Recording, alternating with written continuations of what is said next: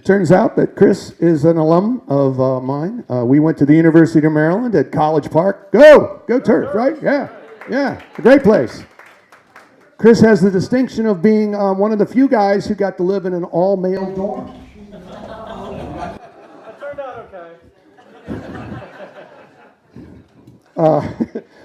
He somehow found time to study, so he became a chemist and got a chemistry degree from the University of Maryland. And then he went on to work as a scientist. Was that the title? Close enough. All right, at a place called the Industrial Chemical Corporation of Baltimore. Now, is it Baltimore? Bomber. All right, you can tell I'm a DC kid. Then he moved on to this place called DNR. It's located nearby. And he was running water quality monitoring programs in the Chesapeake Bay. Then he decided he wanted to paddle around a bit more, and he ended up as the West Road Riverkeeper, as you all know, right? Everybody not know this. All right? Can you tell me something we don't know? All right, here we go. There we go.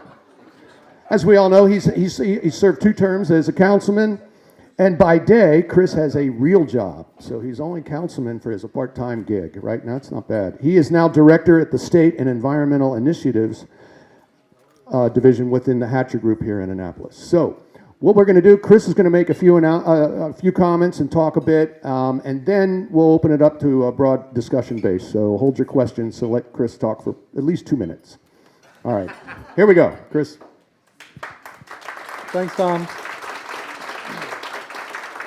All right, Scotty told me I had to stand in the light, so I'm gonna try and obey instructions, which is not always my forte.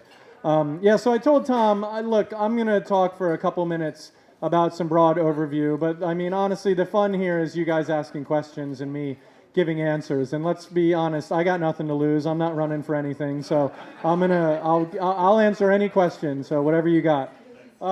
So broadly, I would say the association reached out to me a month or so ago and said, hey, we want you to come and talk about impact fees and development fees and how to fix things.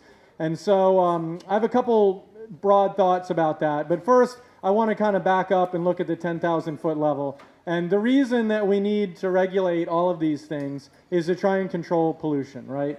And so in our county, especially recently with some of the big rain events, what we've seen is some very high profile sediment and erosion control issues with construction sites and other places where there's barren land or there's potential for erosion. And what we see how that manifests itself is, rivers of chocolate milk going off of sites into our local waterways. And believe me, every time that happens, I get emails and videos and pictures showing me that, which is great. So I want to first say thank you. As a representative of the county council, I depend on that. And what I do with those is I take those reports and I share them with our Department of Inspections and Permits. And I say, hey guys, did you know about this? Are you going to do anything about it? And for most part, they respond to me very quickly because they can't afford to ignore a county council member. Because budget season comes up every year. So I hear some frustrations. A lot of very active citizens say, well, I call inspections and permits and I report these things and I never hear back. And I would say, for the most part, I think the department is trying to do the best they can. But if you share them with me, I will make sure that they get followed up on because they can't ignore me, like I said. So recently we had a couple of big events. You remember about a month ago, I think, there was a really giant rainstorm. It's one of these 100-year storms that happens every couple years now. You know what I'm talking about? Thank you, climate change. So one particular site that we saw this was in Annapolis Roads. Anybody here from Annapolis Roads? Yeah, I figured that's a good table over there. So there's a development happening there. Some athletic complex is going in. And it was a pretty big site failure. I think no one could come here and defend that was not a failure. So I immediately reached out to the director and also the head of the Key School, whose development is, and I said, you guys got to do something. And I will say, to their credit, they met at the site the next day and they did put some additional things in place. Fast forward a few weeks, there was another big rainstorm about a week ago. I get more emails and pictures and videos of sediment. So I reach out to the inspections and permits. I said, guys, I thought we fixed this. So it turns out that they discovered an old terracotta pipe from decades and decades ago that was associated with the golf course. It was not on any plans and no one knew about it. And that was serving to convey sediment from the site, which was a little bit better maintained than before, directly into the waterways. So now they know about that, they're going to fix it. But it's like you fix one thing and there's another. And why does it matter? We all see the murky brown sediment, but that sediment goes into the waterway, it eventually settles out, it's bad, it gets on oyster reefs and things like that. But really, the more dangerous thing is what we don't see, which is the nutrient pollution that's associated with that. Okay, we're talking about nitrogen pollution and phosphorus pollution. That causes algae blooms, it gets the whole ecosystem out of whack, and that's what causes fish kills and makes our water quality bad in the summertime. You know how like anybody live in waterfront communities and you have community beaches and you take your kids down there and you swim like in May and June, it's great, right? The water's all clear, and then by August it's kind of nasty, right? That's all algae growth, and that's all things that have gone into the waterways and are manifesting itself. And so what do we have in place to try and prevent that? A couple things. First, we have sediment and erosion control. This is under the auspices of the county. There's state permits and state regulations as well, but really it's the county who does the bulk of the enforcement. The problem until recently was our sediment and erosion control regulations, which requires, the sediment fencing and the construction entrance to be covered with rocks instead of dirt and all of those things. They were only designed to meet a 1-inch rainstorm. A 1-inch rainstorm, because the theory was, well, that's a big storm, and anything above that doesn't happen very often, and there's nothing we can do about it. So let's just try and control, for 95% of the rainstorms. Well, maybe that was great back in the 80s, but since then, our climate is changing very rapidly, and we are getting bigger and more frequent large storm events. They're overwhelming that. So the good news is, about a year ago, the county upgraded their regulations, so now they have to control to about a 2.5-inch rainstorm. And so any new construction that happens has to have sediment and erosion control measures in to capture and treat that much rain. That's good. Problem is, anything that was approved before those measures are still under the 1 inch, and we're getting our problems. The other thing that the county has is impact fees. These are developer impact fees that you pay for new construction. If you come in and you do a new housing subdivision or even a single new home, you have to pay impact fees. And these range, I'm not any good with numbers anymore because my brain is just fried, so I had to print these out. But folks that pay attention might remember a long time ago, back in 2009, the county increased the impact fees.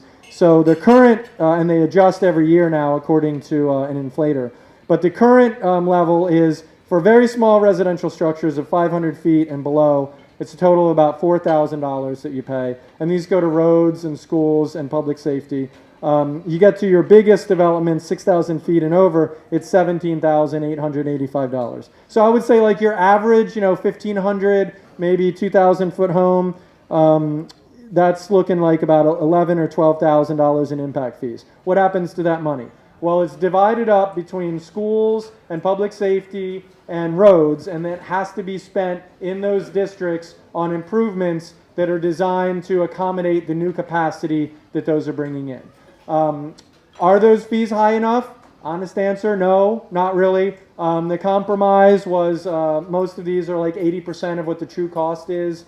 At that time, I think that those could certainly be revisited. The other important funding source, and I think folks in this room are very familiar with this because you helped me pass the bill back early in my term, is the stormwater fee, stormwater program. Right. This is what the haters call the rain tax. Maybe you've heard of that term. I refuse to use it because this is probably the most effective and cost-effective program in the entire state of Maryland, where every residence and every commercial building is paying a modest fee. That's going in to a dedicated fund. Every nickel of that is spent on improving water quality in the county through projects and public outreach to reduce pollution. So every year from that fee, we get about 21, maybe $22 million. We use that through bonds to finance it to do even bigger projects. And we have dozens of projects going all over the county every year. And this is helping control flooding, it's helping to reduce pollution, and it's helping to stabilize a lot of our eroded stream banks that over time have become completely unstable and are just contributing more sediment every time it rains because it just erodes. So this is a great project. I don't know if you guys have ever had Eric Michelson, who runs the program, come and talk to you, but he's an excellent ambassador, can tell you all about it. It's something I'm very proud of. You don't get a lot of elected officials to come and say, my number one accomplishment was passing a new tax or a fee, but gosh darn it, that's what I did, and I'm damn proud of it. So.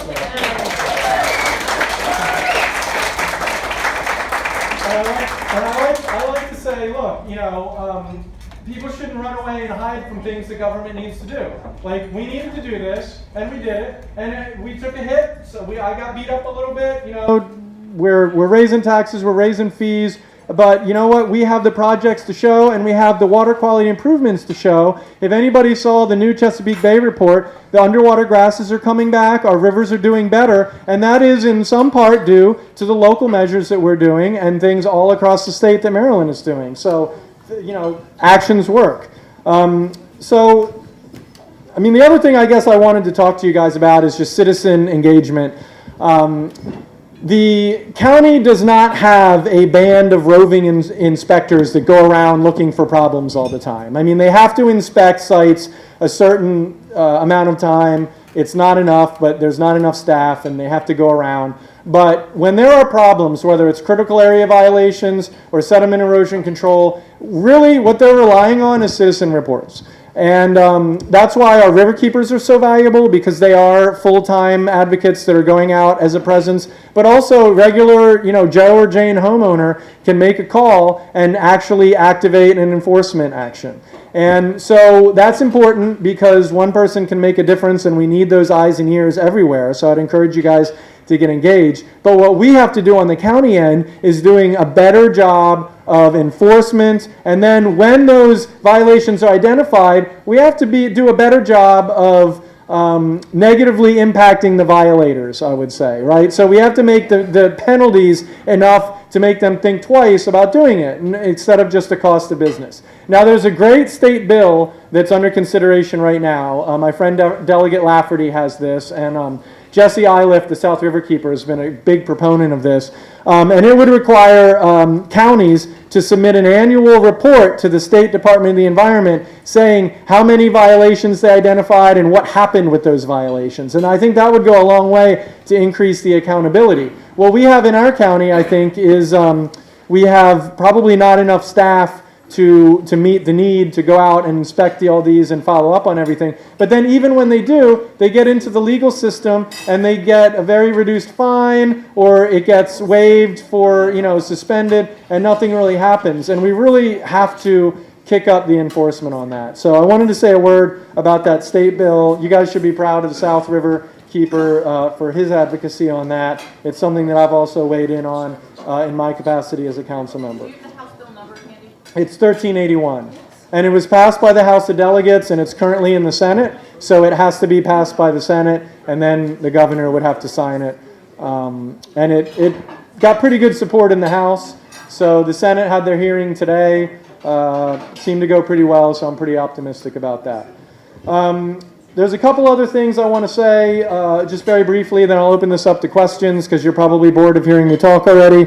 But there's, I think, a need, you've heard me reference this a couple times, to increase our enforcement staff. So I've put in a formal request to the county executive to hire some more inspectors in this budget, upcoming budget. They said that's under consideration. So to the extent that you guys want to come to budget hearings and make a case for anything, I would say that we need better enforcement and more staff in inspections and permits to accommodate that. Thank you. The other thing, I have a couple of other really smart folks that I'm working with to try and figure out if there are specific things that we could legislate or work with the administration to put in place to reduce some of these pollution issues with construction sites. And a couple things we're thinking about, in addition to increasing, the amount of rainfall we have to treat, is limit the amount of bare earth that's allowed to be on a site at one time. So instead of instead of coming in and moonscaping the place, like, let's do it in phases so you can stabilize it, right? And then I think we also need to think about limiting the velocity that can come out of these outfall pipes. So, if you've got a catchment area and then it gets to its capacity and it's just blowing out of some pipe into the nearest stream, that's not doing any good. So I think we need to figure out a way to control that, put some thresholds on that, and numeric limits are something we can actually test and then hold people accountable for. So those are some things I'm looking into. I'm also working with City of Annapolis. You guys probably know Rob Savage is a good friend of mine, a new city alderman that's been elected, very strong environmentalist. And we're kind of collaborating on things he wants to do with the city, things I want to do with the county, and I think that can be a good thing. So with that, I've talked to you guys enough, and let's get to the fun part. Let's take some questions, right? Right up front, we'll start with you, sir. I live next to a beautiful sod farm. Oh, wow. Is it legitimate to harvest it in November, leave it wide open all winter, with it running into Burley Creek? Is it legitimate? When I call the Department of Agriculture, he tells me, look at my front lawn, you see sand moving there, it's moving Right. in your driveway, that's all right. So I will say that, so when I was West Road Riverkeeper, I had a very contentious relationship with the sod farms in my area there. And unfortunately, I mean, it's an agriculture use, and they're guided by a lot of the agriculture code, and to a large extent, they classified as the same thing as farm field runoff. Now, where you have an opportunity is when there's a conveyance of that runoff into a ditch or a pipe, then that becomes an actual Clean Water Act issue. So, I mean, best practices I would tell you is, look, they got to harvest the sod at some point. Maybe they can phase it in. Should they do it in November? Maybe that's not best, but it's probably better than doing it in the spring when, that's when the algae blooms are happening. So, Should we be limiting the outflow from that? absolutely, I would say yes. I think we should be limiting any polluted runoff. I mean, polluted runoff is causing our problem. That probably would not fall under our stormwater, urban stormwater permit, so it would probably be more under agriculture. But that's something that I'd be interested in working more on, or talking to some of the folks that specialize in that sort of runoff. I mean, it's a large area, so there's a lot of sediment that can come off of that. And when they scalp it all, I've seen it happen. It's acres, and it goes into a ditch, and it goes into a stream, and it goes into a creek, which ends up in the river. We all do, yeah, we all do. Dick Lon in the back, I see you. I didn't recognize you without your bumblebee costume at first. It's advertised that the biggest issue in the county going into the elections is growth. Right. The way I see it, growth is defined by who becomes county executive. My question is, usually growth is defined by, this is how we've grown the last 10 years. This is how we've grown the last 20 years. So that's the way we grow. My question is, it's a decision we all can make. It doesn't have to be predicated on what's been in the past. That's not a question, that's a statement, Dick. My question is, how is that point made politically effective? So growth, I would agree with you. Growth's the number one issue right now in campaign and Arundel world, and rightfully so. We're doing our general development plan. The GDP is coming up.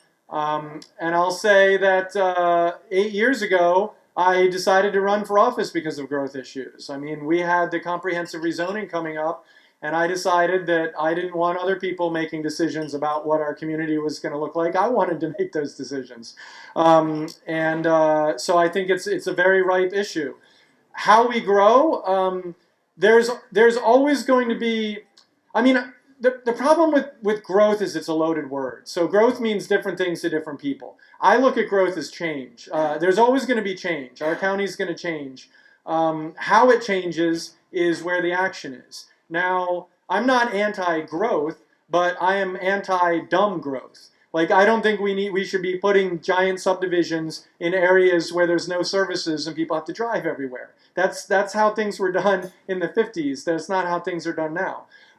So I think where we should be concentrating is figuring out what are the future trends, what are all these millennials that are coming up, where are they going to want to live in 10 years, 20 years, and what sort of services are they going to want and need. What are our aging generation, the boomers, where are they going to be and what are they going to need, and think about how to accommodate those. Think about things like what's going to happen in 10, 20 years if autonomous cars are the normal thing and people just get in their car and they press a button. Does that mean that they don't care about how long they have to commute anymore because they can sit and read a book? I mean, these are legitimate growth questions that no one has the answer to. But I'll tell you one thing, I think that no matter what happens, I'm for places that are connected with bike and pedestrian infrastructure where people can get to services like grocery stores or retail or library or senior centers without having to drive 10 or 20 miles. And I think that's where we need to look at putting the infrastructure in our county. I think the last decade or two, you've seen a lot of growth in West County where Arundel Mills is and around Fort Meade. That's happened. It's finishing up now. The Odenton Town Center is under construction and some other big developments over that way. In Annapolis, we've seen the Parole Center, which is right across the street, grow up. And largely, we've been able to steer the development away from the General's Highway Corridor, Annapolis Neck, and other places. I'm not saying they didn't slip a couple things past the goalie, but for a large part, we've been able to protect against a lot of sprawl development out that way. I think the development pressure is going to continue, and I think it's going to be up either unfortunately or fortunately to the next county council to hold the line during the GDP and the comprehensive rezoning, and that's why it's so important. I'm not going to be around. That you elect good leaders that are going to think of their community first, and maybe the developers second. I think it's a great issue, Dick. I don't have the answer of what's the silver bullet to make sure that we grow the right way, but I've always advocated a community-centric plan, either the small area plans or something that has robust community input and process, and it needs to be strategic. And once you adopt the general development plan, the comprehensive rezoning should follow that and not have any wild cards that are coming in from various council members. And that's part of the reason why I passed the charter amendment that would require any amendments that the council brings in to have public notice, so they can't sneak anything past. That's part of my Chris Trumbauer Leave Things Better Than You Found It tour 2018. So now that I realize I'm not going to be here next year, I'm trying to fix a couple things. That's the reason why, and maybe this isn't the most popular thing to talk about, but that's the reason why I introduced and passed the legislation to increase the council salary. I mean, I'm never going to see any of that, but I know how hard work this is and how much work it is, and I want to make sure that we're not disqualifying a certain segment of the population because they literally can't afford to be a county council member. So. All right, we'll go to Ted. What do you got for us? World-renowned author, Ted Weber, ladies and gentlemen. Thanks for coming, first of all. So, Anne Arundel County has been doing a good job, I would say a great job, doing stream restoration. Yeah. But all that restoration can't compensate for bad development decisions. One of those problems is that my understanding is that planning and zoning allows developers to build in the floodplains and even fill floodplains. And not only that, developers are allowed to claim only the current floodplain instead of the historic floodplain, which means that the stream is in size that they can't go back, like that area can't be put under easement, and they can't do stream restoration there and fix the broken stream. So that's a big problem. So the way that planning and zoning is treating our floodplains is making our restoration job. Yeah, no, that's an interesting issue. I know that they recently, I think, adopted the new FEMA, the federal floodplain map, and so that had some changes. I'm not familiar with all of the planning and zoning requirements along floodplains, but I'm sure there's room for improvement. So if you want to follow up with me with some more specifics, I'd be happy to work on that with you. Okay, I'm very interested in the state highways and the stormwater that comes off of them and how they're affecting the Jabez, which is the headwaters of the Severn. We're getting, from what I learned at the last meeting, we're a year and a half behind schedule on fixing the Jabez. Is there anything that you suggest that I or others can do to get this back on track? So, I mean, I'm aware of that project, and I was vocal getting it started. I'm disheartened to hear it's so far behind. The state highways, they have their own municipal stormwater permit because they have literally so much surface area from all the highways that they have one that's separate from all the counties. And they have been doing a lot of projects. If you drive up and down 97, you can see a couple on either side, which is good. As far as expediting that particular one, I mean, at this point, I would say probably the best bang for your buck is to reach out to Senator Ed Riley, who represents the area, and have him bug SHA. I mean, senators have a lot of pull. You can reach out to the delegates as well, but, you know, senator is a little higher in the hierarchy. However, I understand that most of this project is Anne Arundel County's. Is that right? That's what I've been told, yes. Dude, so it's an SHA project that the county is contributing to. Exactly, there are three. Okay. Subsidiary. Okay. Okay. Yeah, I'll be happy to Yes. talk to our folks about that too. Right, we need to get it back on track. I know. All the nutrients and sediment that are going into the river is giving us a dead zone. Yep. That's permanent, not just part of the year, but all year round now. Well, year round, not permanent, because we're gonna fix it, because we're cleaning it up little by little. I'm not prepared to admit that any pollution is permanent. Doing everything I can to stop that. Right. We'll go here and then we'll go over here. I'd appreciate anything you could do. Absolutely. Yes, ma'am. Okay, so I live in Annapolis Roads. Okay. We're dealing with huge water runoffs from developers. Yeah. I feel totally powerless, and I don't like to be there. Yeah. So my question is twofold. Are there resources that we've got developers, they have all kinds of money, they have all kinds of lawyers, and they basically placate everything that happens. Are there resources, for example, at the University of Maryland? I'm familiar with what UP does up in Philadelphia, that will help do graduate student programs to help So a community like us you- have the resources to fight what's happening. Yeah, let me introduce you to Jackie Guild.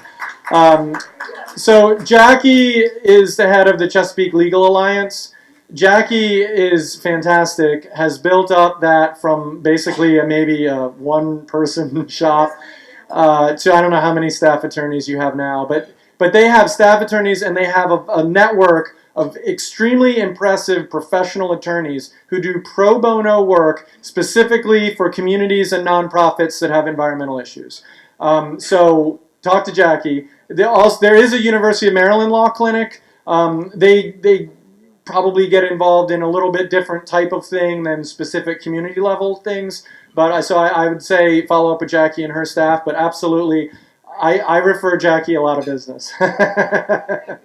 Yeah, so great question. And look, that's on my jogging route. So I jog around the whole Annapolis Roads loop, and I see that. And that's why I've been very a frequent contactor of our inspections and permits to be on that site. So I know that there's a lot of contention about that project in general. It's happening for better for worse, but they gotta contain their site. Absolutely, they gotta do a better job. Yes, sir. 2 years ago, County Executive Shue, in a presentation to the river groups, showed that the county's ability to borrow against the stormwater fee will be exhausted by 2021. And then, in fact, we'll have completed about 45% of the projects required to meet the EPA requirements in 2025. Right. How should the county go about filling in the rest of its budget needs? So I occasionally get asked that question, and I'm not a fan of trying to raise our current fee structure because it was damn hard getting this to begin with, and I don't want to have that fight again.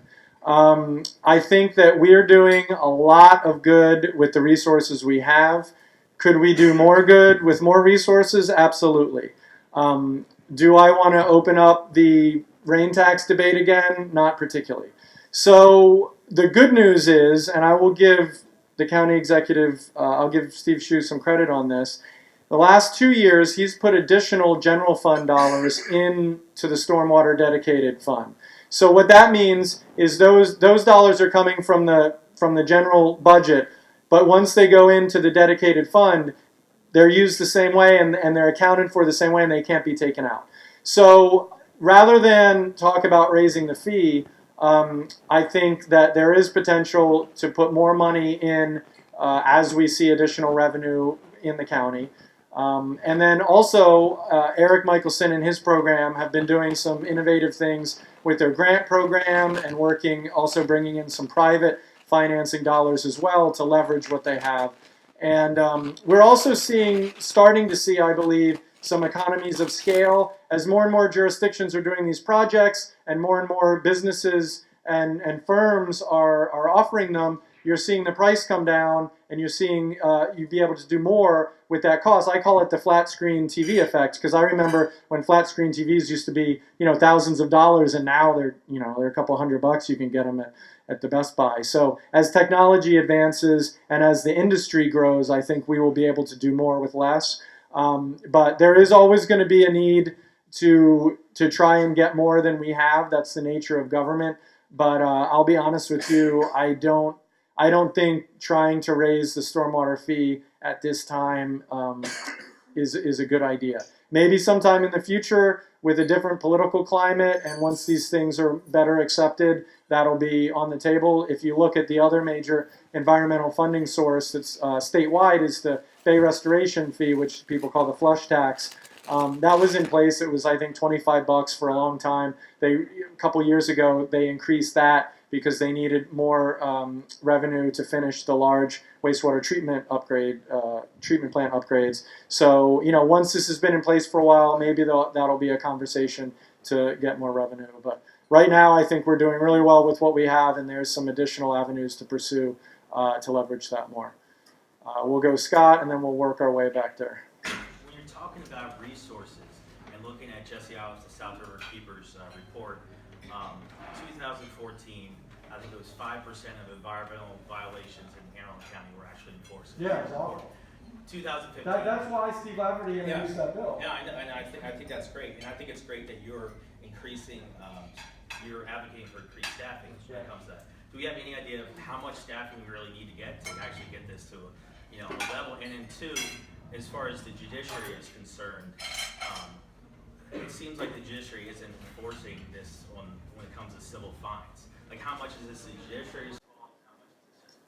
I mean, look, there's plenty of blame to go around. Yeah. I mean, I've been to court cases. When I was the river keeper, I would get called to court cases, and I would go and I would testify. I mean, I would say the county staff was so grateful that I would come. They're like, oh my God, I can't believe we have someone to actually testify that they saw the people doing this stuff. I was like, yeah, happy to do it. Like they are as frustrated as we are because their job is to try and enforce these things. And so if they bring a case to the court and then the guy, the judge lets the violator off, they get deflated just like the advocates do. So I do think that there is an issue with the judiciary. I think it's probably, this is the way it's always been done kind of thing. So maybe there's a public awareness thing. Maybe there's a campaign that can be done to try and educate that. But I think from what I've seen, the inspectors themselves are almost as frustrated as we are. But in general, your point is right. I mean, we've got single-digit response rate to the violations. We need to do better. And to me, that's a big problem. The first step of that is getting more capacity for them to respond. And then when all of us start calling in these violations we see, we'll get a better response and ultimately, hopefully, better enforcement. Yes, sir.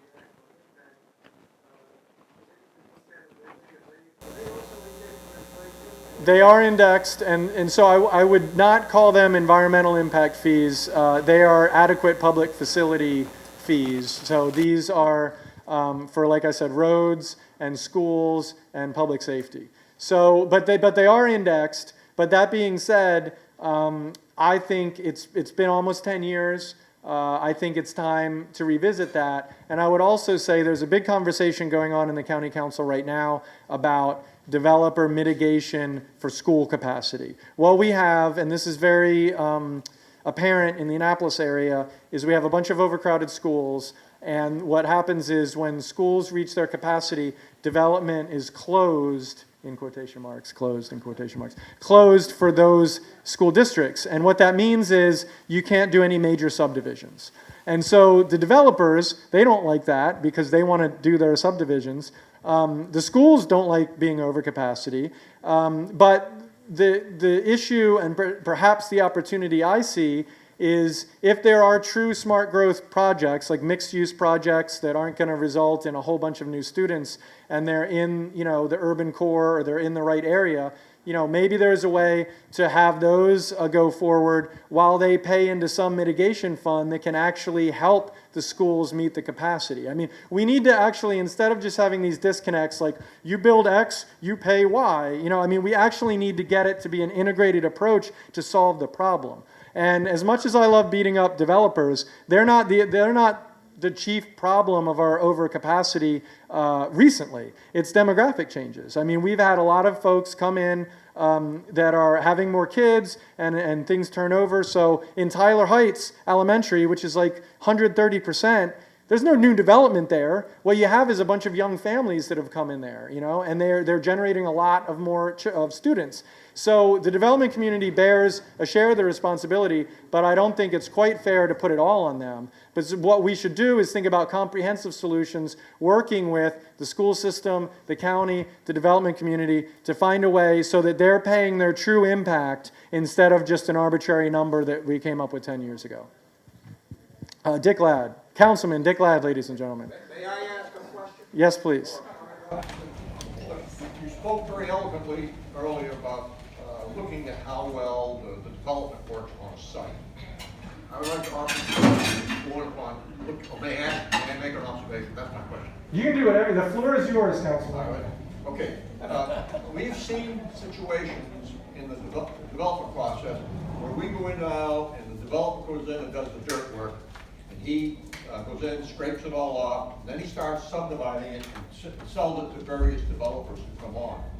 As soon as the dirt work is done, his bond is released. Then the developers come in and they put the houses up, and the county comes back and looks after the fact to see whether the stuff that's put in the roads, the drains, and the stormwater catchment bases, they work. But they only look at the work that was done at the end, not at the dirt work around the homes, which is where the retail level of the drainage is done. We've seen cases where they put it on the ground. They put it on the ground in places other than what the plan said. They put the houses in places where it's slightly other than what the plan says.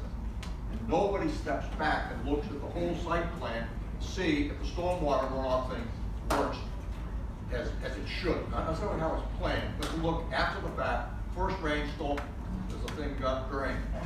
So my suggestion is, and this is done.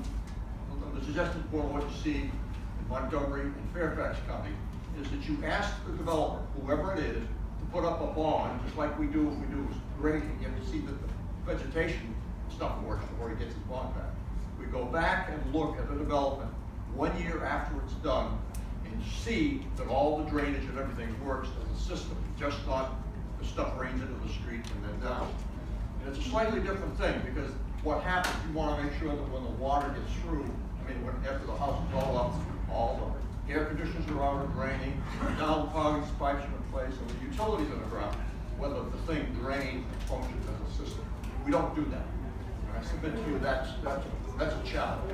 All I would say is you get your deposit, performance bond, put it in place, and then when the county looks to see whether everything drains right, then they get the money back. And we've had some horror stories on that over and over. Where was it? Deep Creek Village. And as we get, as the density goes up, as we grow, that becomes a bigger and bigger problem. My suggestion is we need to change when we look, step back and look, see that the thing is built right and it works at the end. Yeah, it sounds good to me. I mean, you know, an ounce of prevention is worth a pound of the cure. But I would consider that also along the same lines as not allowing these projects to scrape the whole place and then lay barren for months or years before they put stuff in place. Anybody know the place right at the end of Arundel Allen on the right? I mean, they moonscaped that thing, what, 3-4 years ago? And they haven't done anything with it. It's just sitting there. Huh? Route 32 on the left-hand side. Oh yeah, that's the town center. Yeah. Well, at least that's under construction. I don't know what they're doing with that Arundel Allen one. All right, let's go over this side of the room. You guys have been quiet. What do we got over there in the back? All right, so you're leaving. I mean, I'm not leaving forever. I'm just not going to be in office. Still be around. But what do you see as the future of the board based on who's running and who's staying, and jobs versus regulation? So what I will, great question, by the way. What I will say is one of the reasons that I've been able to, I think, be successful on the council with environmental policy is because of a Tea Party Republican from Glen Burnie named John Grasso. John Grasso votes for the environment. He's awful on everything else like that progressive Democrats care about, but he is rock solid on the environment. Like, he gives me a run for my money. And so I'm in the minority. I'm a Democrat in a majority Republican council with a Republican county executive. And we have been able to pass a lot of great environmental bills because John Grasso and before him Dick Ladd were on the council voting for those things. Next year, you're going to have at least 4 new council members, maybe more, because 4 of us are term limited, so we're out. And then, you know, I'd say there's another race that's in flux, so it might be 5. And then I think there's 2 that are safely returning. So anyway, I think that there's a strong possibility that there's going to be a conservation majority. What we need to make sure, what everyone needs to make sure, is that we have 4 good votes for the environment. And I don't care if they're Republican or Democrats right now. I just think my number one thing is if we don't get that, you can say bye-bye to the stormwater fee.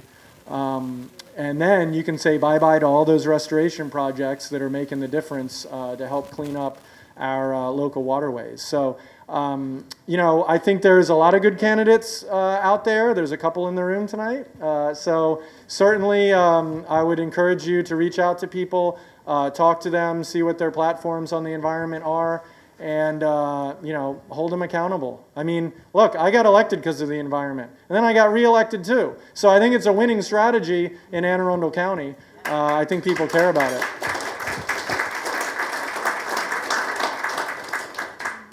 Brooksy. How are we going to stop that stadium that the county executive seems so confident? So the Bayhawk Stadium, so I have this conspiracy theory about the Bayhawk Stadium that it was literally like it's like they're throwing that out almost to see what happens to it, because the way that was rolled out was so bad. I can't imagine it was done. Yeah. I'm actually not opposed to the general concept of doing something sports related there. But when I saw their plan and I met with the developers and we had a great meeting and they showed me, the stadium and the fields and what they were going to do. And then they showed me the retail and the hotel and I was like, guys, what are you doing? But I mean, there's a little bit of a good idea there. And I say that because what I would like to see happen there is I would like to see a public use that's compatible with the environment, that somehow honors the cultural and historical aspects of the site, and isn't out of sync with the community. And I think what we could do there, and if anybody saw the article by Jimmy DeButts in the Capitol a few weeks ago, he proposed this, which is hilarious because he called me up and he told me about his idea. I was like, Jimmy, you're reading my mind. I had the same idea. I talked to the county exec about it last week. But I thought, let's not do an entire stadium and sports complex, but let's put a couple soccer fields on there for the clubs to play on. And let's do some passive recreation, some bike trails, some jogging trails. Let's connect it with Bacon Ridge Natural Area, which is my favorite place in the county. If no one's ever been there, please go there. It's awesome. We have miles and miles of jogging and biking trails there. And then maybe let's bring the Department of Recreation and Parks, who desperately needs a new headquarters, let's bring them up there so they can watch over the site and give them a nice little facility. And there won't be major traffic concerns, and we'll preserve most of the site, and we'll honor the cultural history there, and we'll have, some maybe we'll keep some of the existing buildings as a museum or something. But that's something that all Anne Arundel County residents can enjoy. It's something that won't throw the Generals Highway community out of whack. The thing about the Bayhawks plan, it's going to take years to do that 97 connection. I mean, anything with an interstate highway is going to take forever. I don't know where all the money would come from, and I think it would cause some real problems with the community. And so, we'll see what happens. Right now, I can tell you for a fact that the state, under the Maryland Stadium Authority, is pursuing a study. They're looking at various feasibility issues, and I think that's supposed to be done in 6 months or so.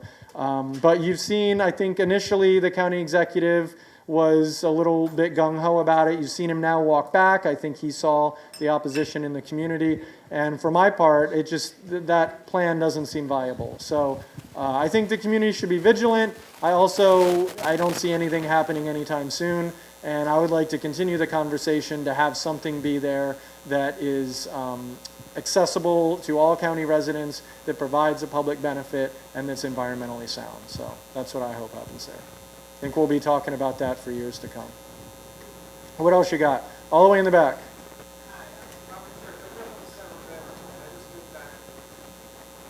Great.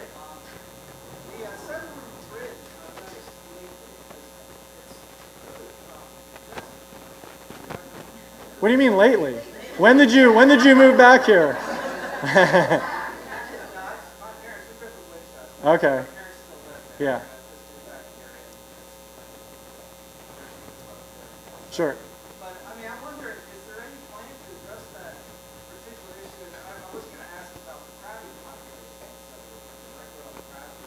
I think last year You're talking about the Chesapeake Bay blue crabs? Yeah, the Severn River. Well, they're a lot better in the Severn than in other places because the Severn actually has some bay grasses. I mean, it's getting better. Yeah. So the bridge. The best of my knowledge, they're putting another lane on that somehow, which is a little bit bamboozling to me, but there's construction that's ongoing, and I've been told they're adding a lane. I think that will require them making all the other lanes more narrow. They already cantilevered the thing once, so I don't understand how they can cantilever it more. They're not. Okay. So, yeah, but the Severn River Bridge has been a traffic bottleneck for as long as I've been in Annapolis, which has been 10, 15 years. It's gotten worse over recent years. I guess more people are traveling to the Eastern Shore or something. But I don't know. They'll probably add a lane. It'll still be bad. The bigger conversation is, what are they going to do with the Chesapeake Bay Bridge? Are they going to put another span there? So, those are big picture issues that I think the state and our county are going to be wrestling with for years. I actually don't think that they should do anything with the Bay Bridge except make sure it's safe, because I think that's a natural limiting factor. The minute that you open up another span, the Eastern Shore is just going to become, completely another suburban county. And I grew up in Chestertown, and I liked Eastern Shore the way it is. I think we should keep it that way. So that's my personal opinion, but I don't know. What else we got? Pat? Yes, in answer to Dick's comment, Dan Kane from IMP has formed a committee of developers and citizens and county folks to look at all the stormwater contracts. We've been working with them for over a year and presented all these problems where Okay. they're not doing what they should. The bond should be extended, and there should be more accountability on the developer's part to look after the stormwater after it's been installed and not leave it in the hands of the HOA to pay the bills. Yeah, get no argument from me there. Secondly, mitigation plans that we work on where developers go into a property, clear cut or cut trees and foliage down with impunity, with no permit, and when caught, finally, after maybe 3 violations, they are assigned a mitigation plan that includes, say, a 4-to-1 replacement and plantings, but they are planting trees in Glen Burnie for decimation, say, on Whitehall Creek. That's ridiculous. They should replant right where their violation occurred. Can you talk? Well, the mitigation is a big problem across the county. Sometimes when developers claim that they can't replant trees, they don't plant them anywhere. They do what's called fee in lieu, which means they just pay into a fund. Well, that's designed then, that fund is designed to plant trees all across the county. The problem is money has accumulated in that fund. We now have $7 million sitting in that fund because we can't find places, we can't find public property to plant trees on. So I view that as a political liability where you've got all this money sitting there that's supposed to be doing an environmental service that isn't working. And I think that we need to look at that fund. I think we need to do some big picture things. Like let's talk about using some of that for acquisition. If we don't have the places to plant the tree, let's acquire some and let's plant them. But also, you could plant a lot of trees for $7 million in Crownsville, you know, on that center. I'm just saying, Bonnie. Actually, that fund has been used the past 2 years to put perpetual conservation easements on privately held and of mature forests. So I think protecting mature forests Yeah. is way better than planting a stick tree. Yep. Yeah. Yeah, but more like we should use that fund for environmental benefit in some way, whether it's preserving mature forests, acquiring new land, take it out of development and put it into, forest cover. That's what we need to do with it. Yes, sir. One thing I say, I was talking before about the impact fees. Yeah. That is essentially an impact fee. The fee in lieu should be sufficient to cover not just planting a tree in the existing land, but acquiring the land to plant the tree in. Sure. So the fee in lieu really needs to be approximately, quadruple, quintuple, maybe 10? I mean, but it needs to cover the land as well as the tree. And it doesn't come close to that right now. It's a joke. Yeah, I'm all for raising the fee in lieu requirements. Ms. Johnson, good to see you. One of my many personal problems is the BGE came in last September and cut a number of my trees in half horizontally. And then they cut these others in half vertically. They took a couple of others down to the ground.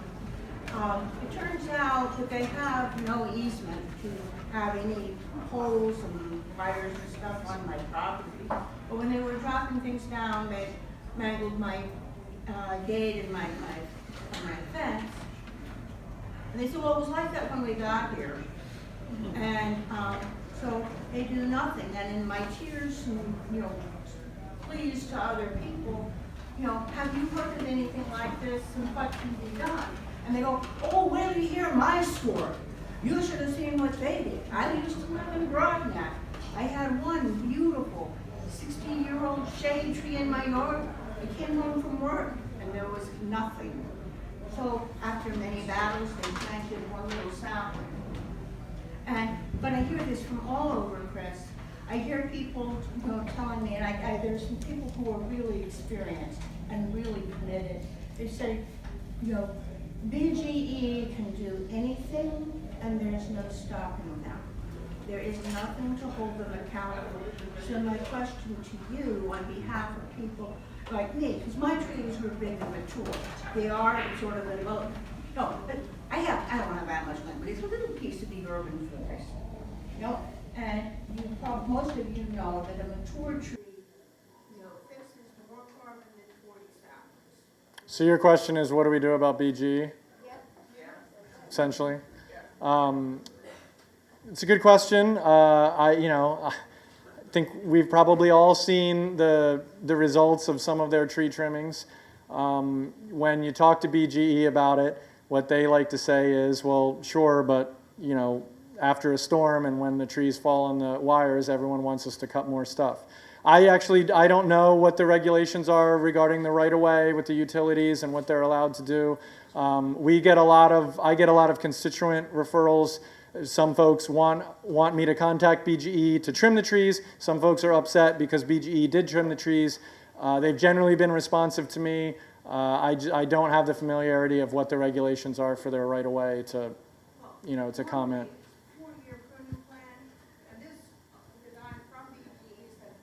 For you, we're doing a 20-year pruning plan. That's why we've taken down.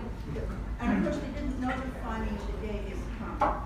They were supposed to, but they just sort of forgot because they did as much as they could before. Yeah, well, I mean, they're not above the law, so if they did something inappropriate, But they should be. I don't know if there's anybody else here who has a problem. If you talk to me, maybe we can sort of do something. Yeah.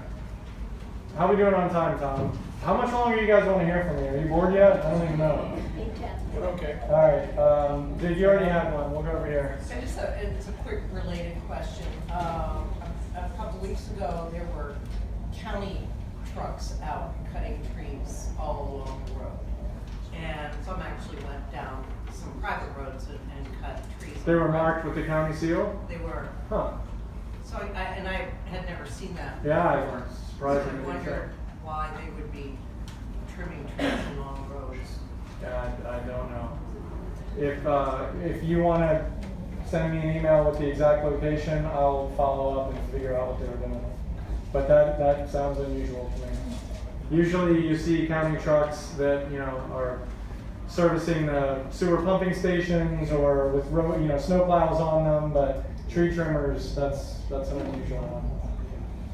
All right, last call. You guys got anything else for me? Bob, you want to raise your hand? There you go. Going back to Crownsville. Yeah. You talked as if the county might have some control over it. I wonder how you see the property transitioning. Can we hold the state responsible in the environmental cleanup, and can we get control over it so we have some say about it? So I advocated for the county to take control, and there was a task force a couple years ago. I was on it. You might have been on it. No? I read it. Okay, you read it. So anyway, the trivia is the Department of Health, the Maryland Department of Health owns the property of all people. And at this task force meeting, the secretary of the Department of Health said, we will give this property away to the county for $1. And I wrote a very nice letter to the county executive at the time, and I said, I think you should take him up on this offer. I know that there's a lot that would have to happen, and there's remediation, and there's a bunch of problems, but this is, I don't know how many hundreds of acres. It's right in the middle of the county. Like, let's take it on. Like, it's a big challenge, but it's a big opportunity. And then we would control the destiny of that instead of, like you said, being secondary to the state. So, for valid reasons, the county executive decided he did not want to take over that liability. But as you say, the state could decide, if they wanted to surplus that. And, it could go into private holding. It could do a number of things. The one thing that the county has control over is the zoning. Right now, the zoning on that is mostly open space and rural, low density. So, like one house per 20 acre kind of stuff. So if there was going to be any major development besides a bunch of 20 acre mansion sites, they would need to go through rezoning, and that has to go through the county council. But if the state wants to use an institutional use they are not bound by the zoning. So if they wanted to do something that they made a case that this was, in the business of the state, then they can not necessarily do whatever they want, but they have a pretty wide leeway. So that to me is concerning. They could make a case that they want to use the highest and best use of the property and maximize their resource. State's always looking for money. Well, they'd have to get a whole nother level of approval for a casino. I don't think that the state is going to do that. I think they view the site as a headache, and they want to get rid of it in a way that's not going to create a bigger headache for them. But we just don't know. And we also, politics changes. We don't know what this governor wants to do versus whether he gets reelected or whether there's a new governor. We haven't heard a whole lot about what County Executive Shue envisions happening with that property, other than, his initial interest in the sports complex. So there's a lot of uncertainty there. And I would, for one, like the county to take control of it, because I think that then we have a vested incentive to make sure that it is a good use for our residents. I mean, it's a big part of our county. Last question. Yeah, Chris, what happened to the plan that was a combination of nonprofit campuses and some commercial, like office space that would help fund that? Yeah, I mean, the community complex of Crownsville, or whatever their acronym was, they had a concept plan and a business plan that would basically utilize a lot of the existing sites and maybe attract some other anchor institutions that would be like a nonprofit campus. And I think everybody loved that idea. I love that idea. But, the financing of making that happen was probably pretty daunting, and I think it probably didn't come together. I mean, that's my best guess. But I would still like to see some passive recreation use coupled with maybe keeping a couple nonprofits around in the facilities that are appropriate to do that. I mean, we have the food bank there. We have a couple of behavioral health providers there, Gaudenzia and the Pascal Center. So there are some good groups that could continue to exist there, but they only need a very small part of that. And I think there's a lot of dilapidated buildings. There's a lot of hazards that, frankly, could be bulldozed and just let it turn into a meadow. It's a sewer system that they have built there that is a liability, and how do you hook up? Yeah, there's a spray field sewer system. And so if they want to do any major development there, they're going to have to either bring water and sewer up, or they're going to have to upgrade to some sort of modern minor septic or a sewer system. So, and then the other, there's all these old asbestos pipes and everything buried. If you just leave them underground and you want to put a soccer field over it, it doesn't matter. They're not going anywhere. But if you're digging stuff up and you're developing it, you're going to have to worry about all that stuff. So it's a lot. There's one more in the back. One in the back. All right, this is it. You get the last one. Thank you. It's been great having your perspective and voice and experience on the council.